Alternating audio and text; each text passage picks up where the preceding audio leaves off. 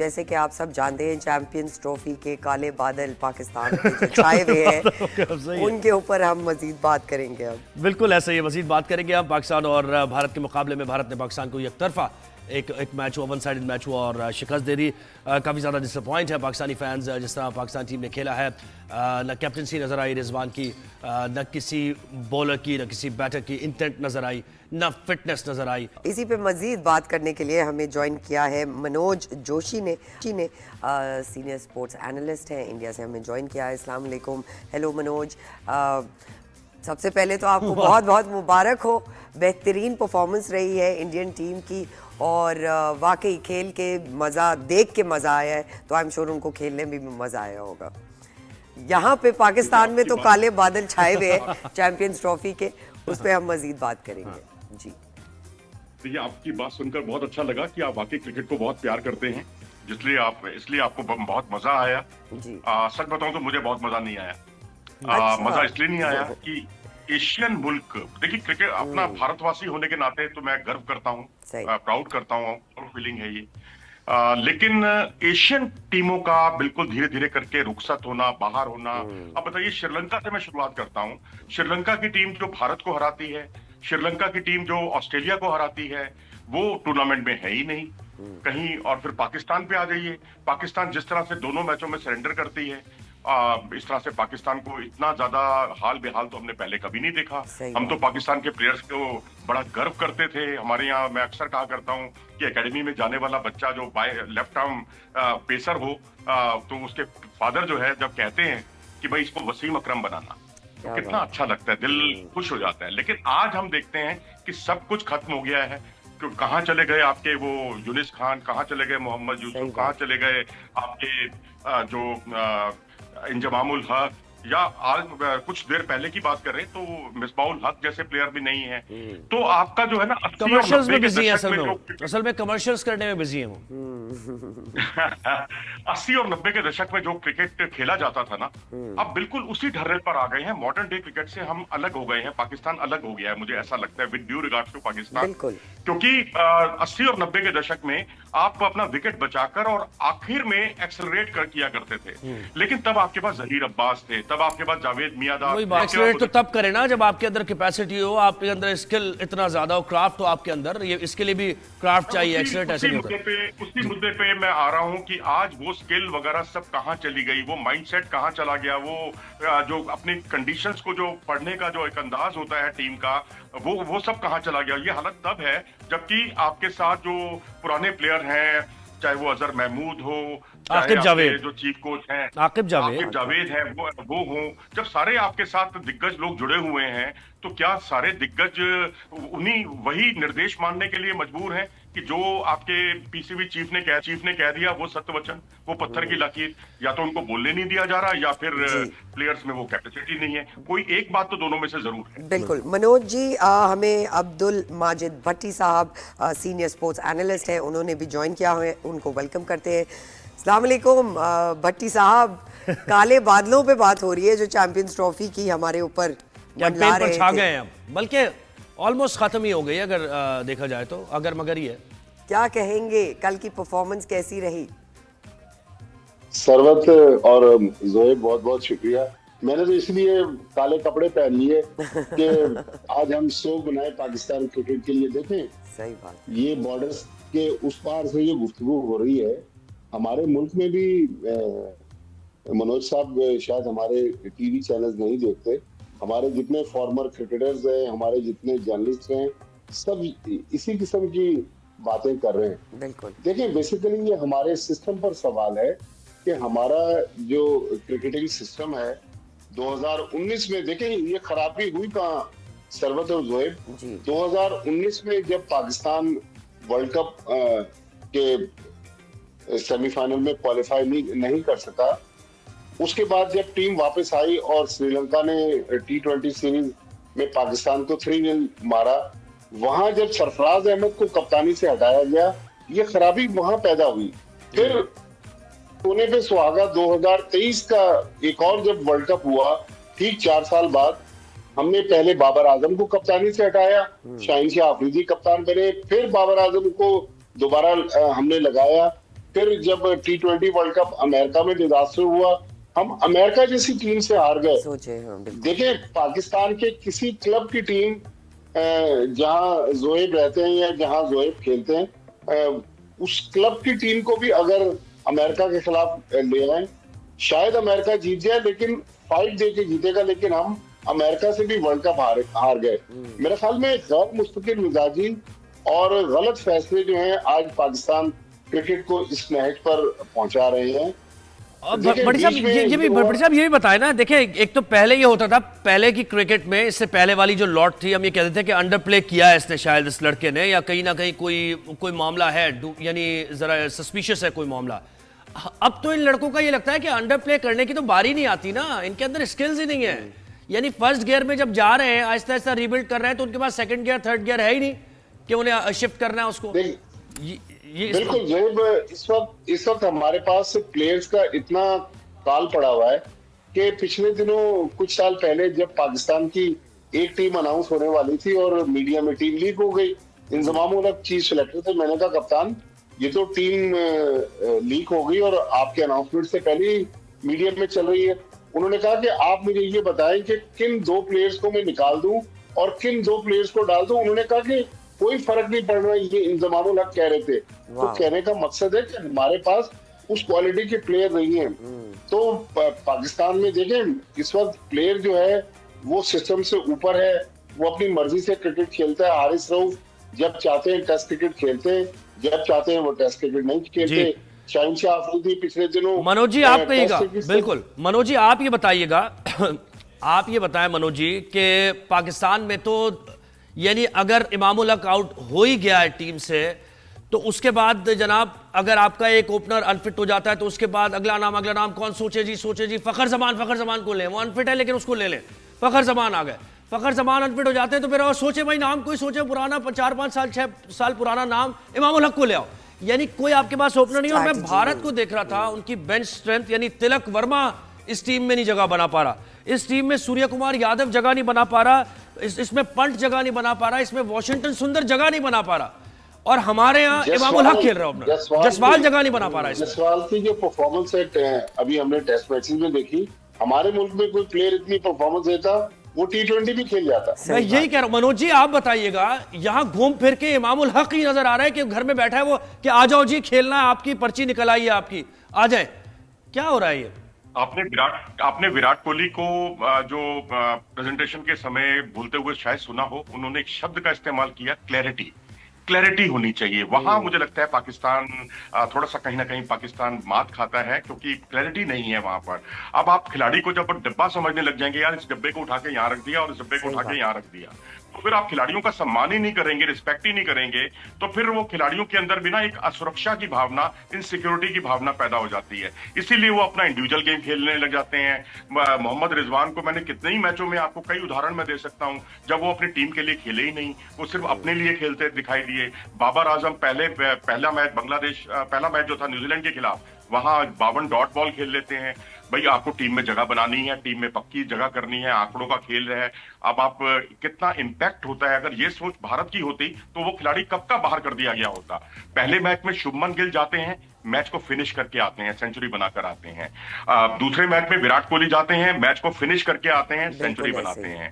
तो एग्जैक्टली अगर देखा जाए तो अब रोहित शर्मा अगर चाहते तो पता नहीं कितनी हाफ सेंचुरियां बना लेते। मैं सेंचुरी की बात इसलिए नहीं कर रहा क्योंकि उनका खेलने का जो शैली है खेलने की, वो बहुत तेज है, बहुत आक्रामक है।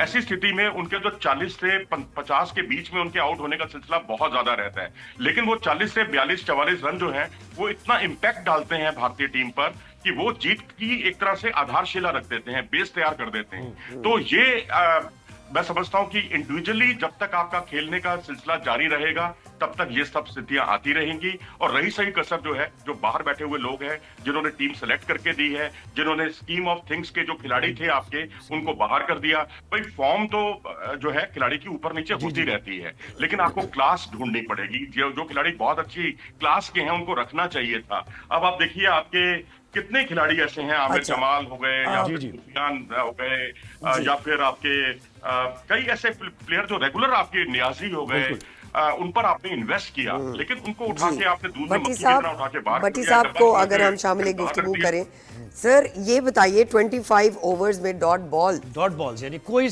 रन नहीं इस मैच में बनाया। भी और पिछले इससे मैच में। पहले भी 25 ओवर्स हुए, कोई डॉट बॉल्स। इसका क्या ये मतलब कौन क्या सी क्रिकेट देखा है? जाए, भट्टी साहब, हंसी गली भी आती मोहल्ले है में यकीन खेल करें, रहे हैं, और दुख भी होता है। मतलब ये इससे बेहतर तो हमारे क्रिकेट सड़कों पे जो खेलने वाले लड़के हैं वो ज्यादा बेहतर खेल रहे हैं। कोई स्ट्रैटेजी, कोई फॉर्मुलेशन, और जैसे मनोज साहब ने कहा इंडिविजुअली खेल रहे हैं, ऐसे लग रहा है एक एक करके आएगा वो मेडल लेके चला जाएगा। बिल्कुल सरवत, इसकी कोई जस्टिफिकेशन नहीं है कि आपने इतनी डॉट बॉल खेली, और अगर डॉट बॉल खेलकर आपने चले इनिंग्स को सहारा दिया तो फिर आप रिकवरी करें ना। फिर आप 290-300 रन बनाए, फिर आप 242 पर 41 पर ऑल आउट हो गए, तो मतलब इसकी कोई जस्टिफिकेशन नहीं है। देखिए क्रिकेट को सरवत और जोएब, मैंने और आपने तबाह नहीं किया। आज पाकिस्तान की क्रिकेट जहां खड़ी हुई और हमारे दोस्त जो भारत में बैठे हुए जो तबसरा कर रहे हैं, इसमें क्रिकेटर्स को हम दोष देंगे, क्रिकेटर्स ही इसके जिम्मेदार हैं। आज जो लोग सिलेक्शन कमेटी में बैठे हुए हैं, आकिब जावेद, अजहर अली, असद शफी, और ये पाकिस्तान की यूनिक सिलेक्शन कमेटी है दुनिया की जोएब, जिसमें हसन चीमा जो एनालिस्ट है, जो उनको स्टेट्स प्रोवाइड करते हैं, वो सिलेक्शन कमेटी के मेंबर है। Forward test umpire Aleem Dar, वो सिलेक्शन कमेटी के मेंबर है। अलीम डार ने no doubt first class cricket खेली, लेकिन इस तरह सिलेक्टर नहीं बनते। नहीं तो भट्टी साहब मुझे ये बताएं ये शाहीन शाह अफरीदी जो हैं, ये क्या मतलब ऑलराउंडर जबरदस्ती बनना चाह रहे हैं? ये मुसल्लत होंगे ऑलराउंडर बन के हमारे ऊपर? यानी कौन सी इनकी ऐसी सपोर्ट है कि ये नसीम शाह से ऊपर ही आते हैं, कुछ भी हो जाए, और हमेशा फेल होते हैं, फिर ये मिड ऑफ पे खड़े होते हैं जाकर? यानी जहां पर हमें एक फील्डर ऐसा चाहिए जो कि रन आउट करेगा, लेकिन शाहीन शाह हमेशा हमने देखा कि बॉलर्स को थर्ड मैन पे भेजा जाता है, थोड़ा रेस्ट, ये यहां पे मिड ऑफ पे खड़े हो रहे हैं आकर। और बॉलिंग में यह हाल है कि इतनी प्रिडिक्टेबिलिटी है, इतना प्रिडिक्टेबल है कि या तो वो पैड्स पे कराएंगे आपको इन स्विंग, और जब बाहर से आप आएंगे तो बैट्समैन को पता है कि आउट स्विंग होगी तो फिर शॉट होगी, वरना पैड पर डालेगा बॉलर। कोई बताने वाला नहीं है। प्लेयर्स बड़े हो गए वाकई गेम से। ये देखिए, अगर प्लेयर्स कोई गलत हरकत करता है या प्लेयर टीम मैनेजमेंट की नहीं मानता, तो आप प्लेयर को ड्रॉप करें। मैं आपको एक मिसाल दूं, ऑस्ट्रेलिया के बहुत बड़े प्लेयर थे एंड्रयू साइमंड्स, पिछले दिनों उनका इंतकाल हो गया। एंड्रयू साइमंड्स, उनकी ऑफ द फील्ड जो एक्टिविटीज थी, वो अक्सर कभी नाइट क्लबों में, कभी कहीं कुछ ना कुछ ऐसी हरकत कर गुजरते थे जिससे वो मीडिया की सुर्खियों में आते थे। क्रिकेट ऑस्ट्रेलिया ने उनको 2-3 बार वार्न किया, उनकी काउंसलिंग की, फाइनली उसको टीम से निकाल दिया। अगर कोई प्लेयर कोचेस की नहीं मान रहा, अगर कोई प्लेयर कप्तान की नहीं मान रहा, तो फिर प्लेयर के खिलाफ कार्रवाई करनी चाहिए। तो मतलब ये चीजें जो हम लोग और आप बाहर बैठे हुए टेलीविजन पर देख रहे हैं, जो नहीं, बड़ी साहब आपने देखा ना कि मिड ऑफ पे क्यों यानी आप मिड ऑफ पे शाहीन शाह अफरीदी का क्या काम है? देखिए, ये तो अब कप्तान को सोचना चाहिए ना कि कप्तान उसकी मर्जी की उसको फील्ड में जगह कैसे देगा। जहां कप्तान बेहतर समझता है उसको भेजे। लेकिन यहाँ वही बात है जो मैंने थोड़ी देर पहले की, कि प्लेयर बड़े हो गए, खेल जो है वो नीचे चला गया। जब इदारा कमजोर हो और इंडिविजुअल स्ट्रांग हो जाए तो फिर तो नतीजे जैसे आना है।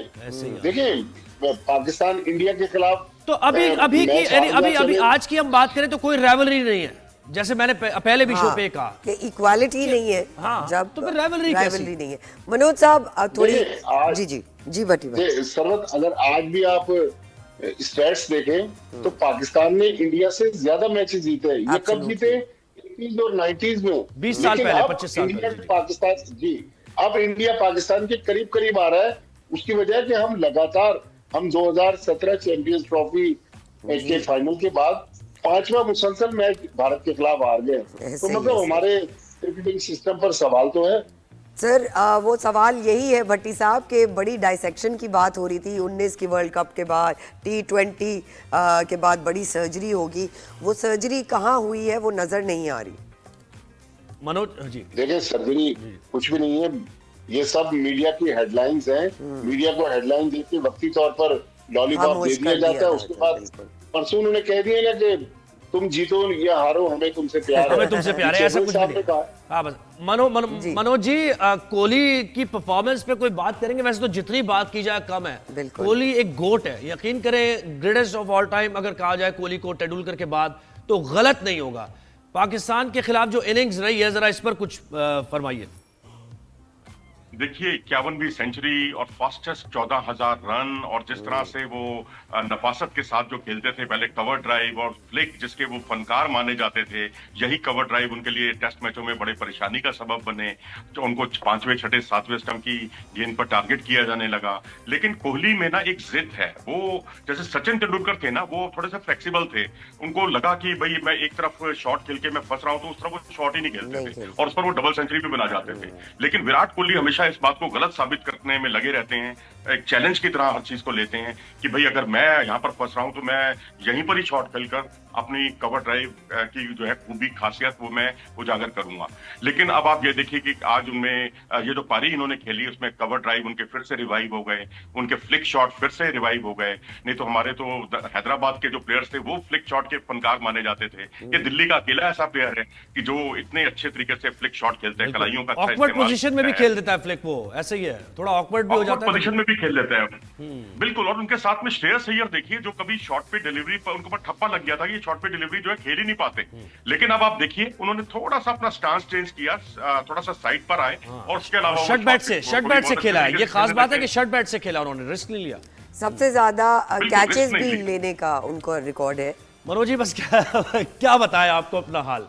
मनोज जी देखो, मैं तो जख्मों यही पे कहूंगा, नमक मैं छिड़क अपनी रहे बात हैं एक हम। और जोड़ना चाहूंगा कि जिस तरीके से आपके यहाँ से स्क्वैश खत्म हो गया, स्क्वैश के आप चैंपियन थे, बिल्कुल। हॉकी आपके यहाँ से खत्म हो गई, हॉकी के आप चैंपियन थे, पिछले 3 ओलंपिक से आप उसमें क्वालिफाई बस नहीं कर आगे पा ना रहे बढ़िएगा, ओलंपिक में। खुदा रहा आगे मत बढ़िएगा, खुदा रहा आगे मत बढ़िएगा। मैं क्रिकेट पर आ रहा हूँ, क्रिकेट पर आ रहा हूँ। क्रिकेट जो सही धर्म बात। है, क्रिकेट जो धर्म है हाँ, आपके यही मैं देश कह रहा में, हमारे देश में, उसको धर्म रहने दीजिए। बिल्कुल। और भारत पाकिस्तान की जो राइवलरी है उसको अब वो बैसाखी पे मताने दीजिए कृपया बिल्कुल करके। बड़ी साहब, क्योंकि देखे आप हम गायब इसलिए रहे ना नहीं हमारे होगा शो से, पाकिस्तान पर ये हो गया। देखे हम यही सही कह रहे कह थे रहे हैं। आपसे, आप हमारे शो से गायब रहे और यही हुआ टीम के साथ जो नहीं होना चाहिए था। मनोज जी आपका बहुत बहुत शुक्रिया। मनोज जोशी स्पोर्ट्स एनालिस्ट, अब्दुल मजीद भट्टी साहब, अब्दुल माजिद भट्टी साहब। अब्दुल माजिद, उनका भी बहुत बहुत शुक्रिया।